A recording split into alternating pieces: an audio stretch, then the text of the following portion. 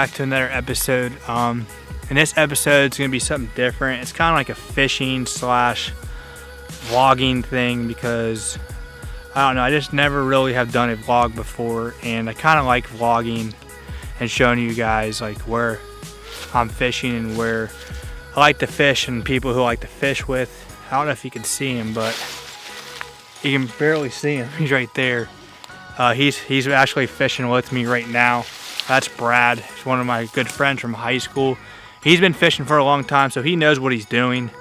And he actually has the last 2 days been catching more fish than I have, so I'm pretty sure he knows what he's doing. He always fishes and stuff, and he's also been fishing off a boat a lot, so he teaches me stuff to do. So I'm pretty glad that he can fish with me because he teaches me stuff. So right now, I will show you guys where we're fishing. It is not at a pond, because I always do ponds. It's basically at a stream.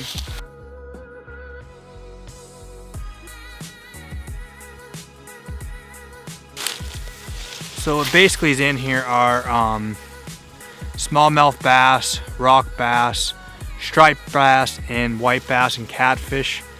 We have caught majority of our fish that we have caught are smallmouth bass, so 95% of the fish we catch here are smallmouth bass. We usually use like the setups that we use. So again, the baits that we use are anything like this Catch Co Pro series right there.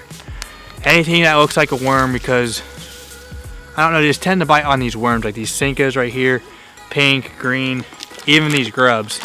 Anything that's small and finesse, they like to bite. So I don't know, I think mainly our luck is catching them off Sinkos, but also what works that we use are these little crayfish right there, because I would say 95% of the smallmouth bait are crayfish, so anything that looks like these small crayfish will work. Orange ones, green ones, whatever, even some of these paddle tail little swim baits that we got work right here. So yeah, I just want to let you guys know that where we're fishing and what baits we use. The rod and reel setups that we use, Brad actually has a spinning rod of mine, an ugly stick. Anything you can throw anything on, anything small and finesse you can throw that on, because we all know you can't throw that on the bait caster because it won't work. I was using my bait caster. I had a weight on it too, so I can get it pretty far out there. Another thing I want to show you guys are the structures that we like to fish and where we like to throw our baits. Trying to get a better view for you guys. If I could zoom in on that right there. As you can see Brad just threw his bait in there. There's like a log tree that fell down over there.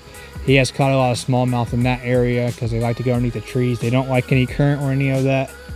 Where I like to throw is, there's an island over there.